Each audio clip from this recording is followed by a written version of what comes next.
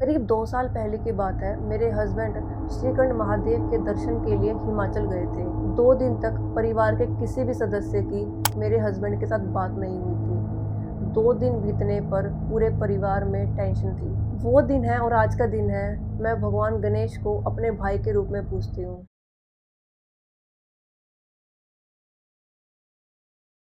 एक समय की बात है, सिंधु देश के पल्ली नामक ग्राम में एक धनिक वैश्य रहता था। उसका नाम था कल्याण। एक दिन उसका बेटा अपने मित्रों के साथ वन में गया।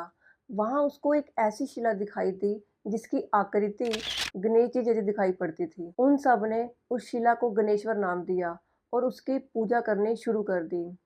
उन सब ने मिलकर वहां पर एक मंडप तैयार किया और उत्सव मनाने लगे। उस दिन से वह अपने सभी मित्रों के साथ वहां जाकर गणेश जी की पूजा करने लगा। एक दिन उन सब को घर आने में देरी हुई। उन सब के माता पिता को चिंता हुई, तो माता पिता ने तय किया कि हम वहां जाकर देखते हैं कि हो क्या रहा है। जब सबके माता पिता वहां पहुंचे, उन्होंने देखा कि उनके बालक गणेश जी की पूजा कर रहे हैं। उन्होंने कल्याण को कहा कि तुम्हारा पुत्र तो है ही पागल, उसने हमारे बालकों को भी पागल बना दिया, जो अरण्य में पड़ी हुई शिला का पूजन कर रहा है। या तो तुम अपने बालक को समझाओ, वरना हम समझाएंगे। कल्याण को गुस्सा आया, उसने मंडप को गिरा दिया और गुस्से में उसने अपने पुत्र को मारना पीटना शुरू कर दिया। सिर्फ इतना ही नहीं, उसने उस शिला को, जिसकी पूजा उसका पुत्र और सब बालक कर रहे थे, गणेश जी समझकर उसने उस शिला को दूर फेंका और सब बच्चों को, सब बालकों को वहां से भगा दिया। लेकिन इससे उस वनिक पुत्र बलाल को बहुत ज्यादा मानसिक कष्ट पहुंचा। उसने अपने पिता से प्रार्थना की कि पिताजी, आप मुझे जितना चाहे मार लीजिए, लेकिन मेरे भगवान गणेश का निरादर मत कीजिए। वे प्रभु समस्त कल्याणों को देने वाले हैं, सबके विघ्नों को हरने वाले हैं। उनके समान दूसरा कोई भी बड़ा देव नहीं है। इससे कल्याण को और भी क्रोध आ गया और वो अपने पुत्र से कहने लगा, मूर्ख, तू इस पत्थर को सर्वात्मा कहता है। देखता हूँ तेरा गणेश तुझे कैसे बचाता है, तुझे बंधन से कैसे छुड़वाता है। कल्याण ने अपने पुत्र को एक पेड़ से बांध दिया और अपने पुत्र से कहने लगा, अभी भी समय है, अपनी भूल स्वीकार कर ले और गणेश की पूजा करना बंद कर दे। लेकिन हुआ क्या, उस बालक को इतना क्रोध अपने पिता पर आया कि उसने अपने पिता को श्राप दे दिया कि जिस प्रकार तुम मुझे इस वन में अकेला बांध कर चले गए हो, मैं तुम्हें श्राप देता हूँ, तुम अंधे, गूंगे, बहरे और विकलांग हो जाओगे। पेट से बंधा रहने के कारण वह बालक अत्यंत पीड़ा में था और इस पीड़ा में उसने भगवान गणेश को पुकारा। और जब भगवान गणेश की तरफ से भी वह निराश हो गया, तब उसने आत्महत्या करने का निर्णय लिया। वह पेड़ से अपना सर पीटने लगा और निराशा और पीड़ा में भगवान गणेश को पुकारने लगा और कहने लगा, हे गणेश्वर, आपका भक्त संकट में है और आप उसकी सुनते नहीं। पता नहीं आप हैं भी या नहीं, अगर हैं तो आते क्यों नहीं। तभी तभी उसने देखा कि एक ब्राह्मण उसकी तरफ चलता आ रहा है और आते ही उस बालक को बंधन से मुक्त करता है और उसके सर पर हाथ फेरते हुए कहता है, बस तुम्हारी पुकार सुनते ही मैं यहाँ दौड़ा चला आया। तुमने अपने पिता को जो शाप दिया है वो अवश्य सत्य होगा और ये स्थान बलाल विनायक के नाम से प्रसिद्ध होगा। और उधर कल्याण का शरीर रोगग्रस्त होने लगा। उसके शरीर से दुर्गंध आने लग गई और वह अंधा, बहरा, गूंगा और विकलांग हो गया। इससे उसकी पत्नी को बेहद कष्ट पहुंचा और उसकी पत्नी ने अपने पुत्र के पास जाने का निर्णय किया। वह अपने पुत्र से मिलने अरण्य गई और वहां पर जब उसने अपने पुत्र को गणेश जी की पूजा करते हुए देखा, वह बेहद प्रसन्न हुई और उसने अपने पुत्र से कहा, पुत्र, तू बहुत मंगल कार्य कर रहा है, लेकिन तेरे पिता की दशा बहुत दारुण हो गई है। एक बार जाकर अपने पिता से भी मिला। इस पर बलाल शांति पूर्वक बैठे रहकर कहते हैं, सांसारिक माता पिता तो अनित्य हैं, यथार्थ माता पिता तो भगवान गणेश हैं, जिनकी मैंने शरण ले ली है। और उन्हीं भगवान गणेश का पिताजी ने अनादर किया, जिसके फलस्वरूप उनकी यह दशा हुई।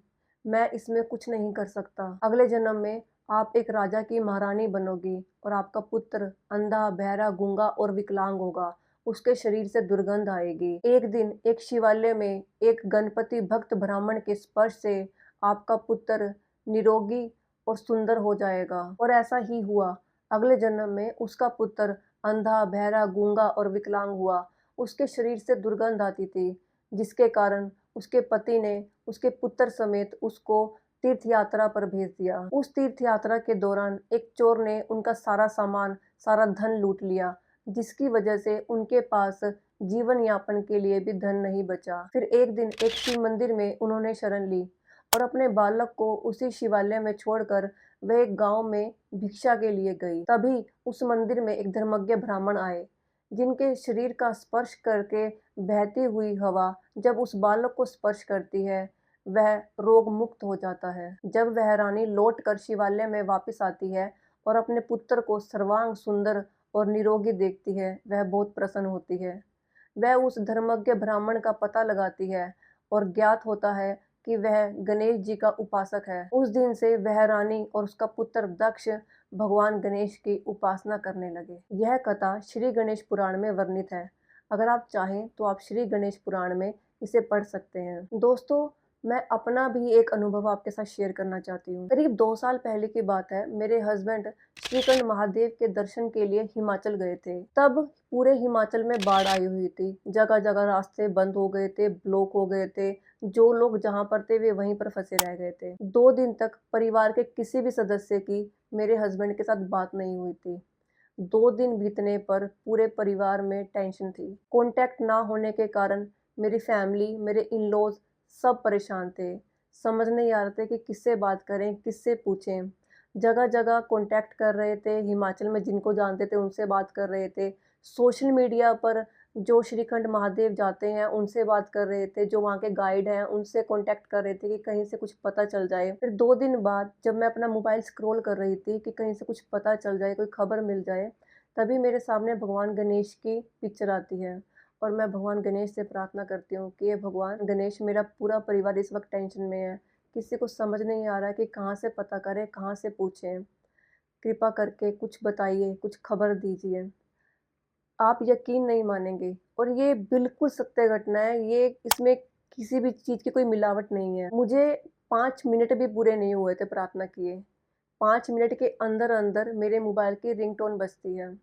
मेरे फादर इन लॉ का कॉल आता है कि बेटा से बात हो गई है। वो दिन है और आज का दिन है, मैं भगवान गणेश को अपने भाई के रूप में पूजती हूँ।